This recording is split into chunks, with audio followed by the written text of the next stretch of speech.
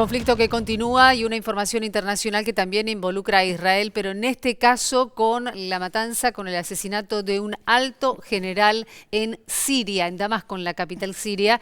Por eso le preguntamos al local cómo impacta esta última noticia en el marco de la guerra general. ¿Qué tal, Ale? Muy buen día.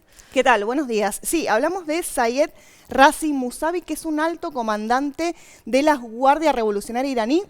Sabemos que este cuerpo de la Guardia Revolucionaria es parte fundamental del ala militar iraní, que fue asesinado precisamente por un bombardeo de parte de Israel.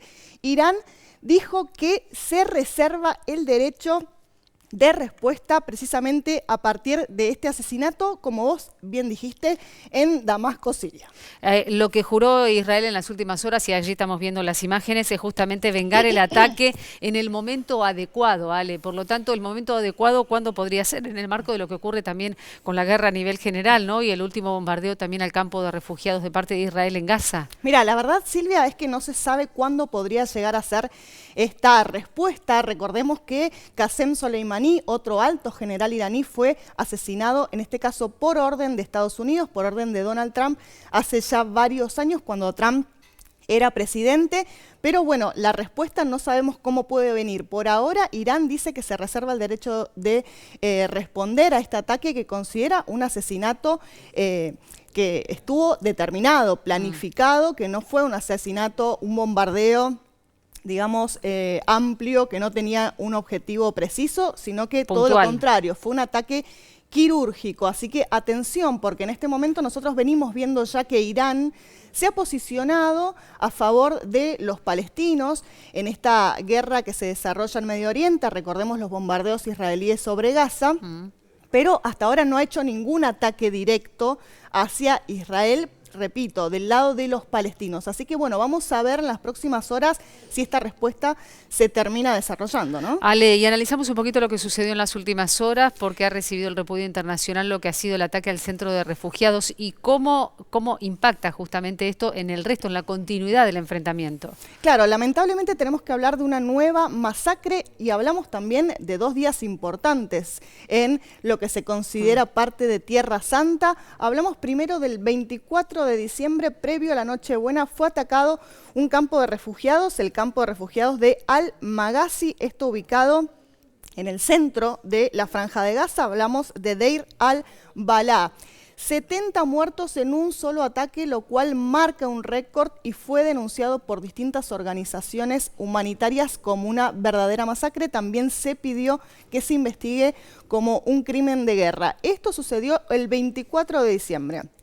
El 25, ya en plena Navidad, también hubo otro ataque al campo de refugiados de Khan Yunis, esto ya en el sur de Gaza, para que empecemos a ver que los ataques más graves se están desarrollando en el sur, donde se pide, en realidad Israel pide que los ciudadanos vayan hasta Rafah, que Rafah, recordemos, es el punto fronterizo, casi ya al borde de la Franja de Gaza en el sur, el punto fronterizo con Egipto, ¿no? Y por otro lado, se produjo esta masacre en el centro de Gaza. Entonces, bueno, la verdad es que por ahora lo que se ve es que los ataques no han disminuido. Bueno, para continuar un poco con lo que se está discutiendo, porque decimos, bueno, ¿qué significa si el ataque continúa, los bombardeos israelíes continúan? Bueno, Netanyahu escribió una columna de opinión en el Wall Street Journal. ¿Y qué dice esa columna respecto a la situación? Bueno, lo que dice Netanyahu básicamente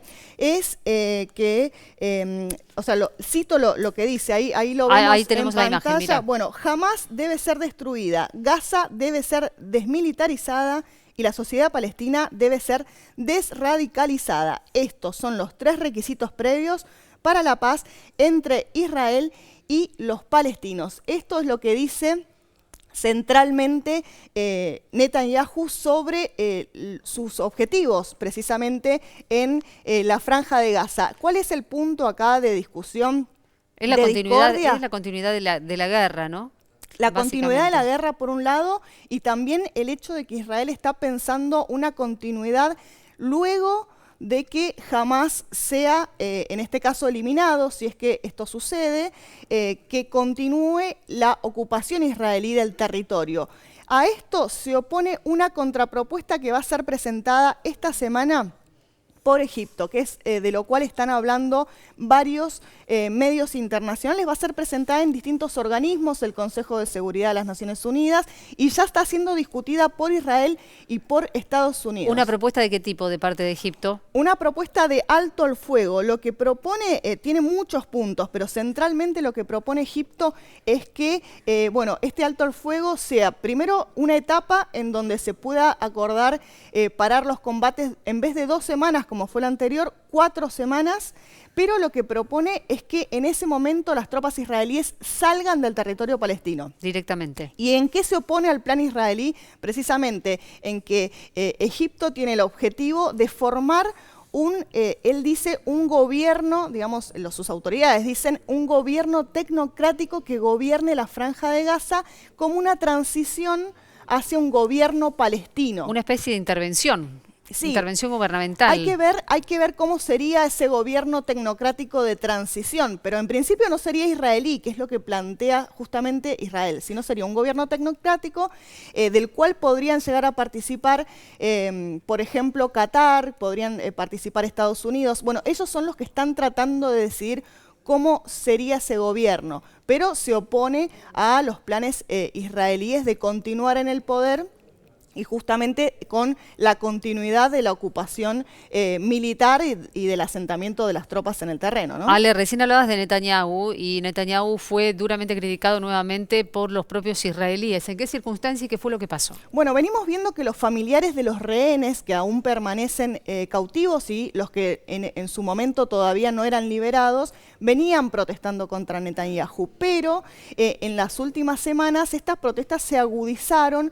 ¿Por qué? Bueno, a partir del asesinato de 3 rehenes, que ocurrió por parte de Israel en la Franja de Gaza, 3 rehenes fueron asesinados, justamente Israel lo reconoció, y esto aumentó la tensión. Y ahí vemos en pantalla cómo los familiares interrumpieron el discurso de Netanyahu en la Knesset, que es el parlamento israelí, mientras Netanyahu decía que debía prolongarse la operación y debía continuar el ataque en la Franja de Gaza. Lo que plantean los familiares que protestan y que vemos acá en pantalla es que los ataques deben cesar y deben ser intercambiados precisamente los rehenes por los presos palestinos que pide Hamás. O sea, lo que piden básicamente los familiares es la paz.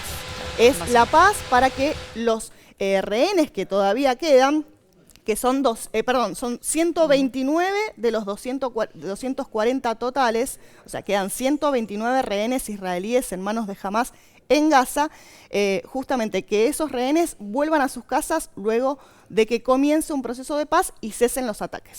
Muchísimas gracias, Ale. Y si te parece bien, compartimos ahora el testimonio de un integrante de Médicos Sin Fronteras, esta asociación que recorre el mundo, de la que forman parte muchísimos profesionales de la salud argentinos y que estuvo en Gaza. Es Andrés Carot, el que nos cuenta en primera persona lo que se vive. Vi hospitales totalmente colapsados, en los hospitales que yo estaba trabajando estaban totalmente colapsados, uno de los hospitales tenía capacidad para 200 camas y había 500 pacientes. Los hospitales allá no son únicamente hospitales, se convirtieron en refugios para la gente, o sea que hay gente que no tiene, no tiene ninguna indicación de estar dentro de un hospital, pero está viviendo adentro porque está buscando un refugio, ¿no? Y bueno, y eso te imaginarás todos los problemas, digamos, que produce la gestión, ¿no? Pero bueno, es totalmente entendible y a pesar de eso los hospitales se bombardean, ¿no? Que es lo patético de esto, ¿no? Parece ser que no hay como códigos de guerra tampoco, ¿no? En el lugar. No se respetan las reglas de la guerra, no se respetan, la población ha sido desplazada forzosamente, que eso no está permitido, los hospitales muchos hospitales han sido bombardeados, que no está permitido. Se han asesinado más de 280 trabajadores médicos, ha habido ataques a más de 55 ambulancias, una locura. Me parece una hipocresía la política internacional, no puedo creer que ya hace 2 meses y medio que está esta masacre y no se pueden poner de acuerdo por un alto el fuego. Yo no puedo creer que esto siga pasando, ya van más de 20.000 personas muertas, más de 50.000 heridos, la gente sigue siendo empujada de todos lados, porque al principio dijeron que se vayan al sur y se fueron al sur y siguen bombardeando al sur. nosotros mismos estamos en un lugar y nos tuvimos que mover a otro lugar porque estaban bombardeando cerca. Yo la verdad que no me entré en la cabeza, digamos.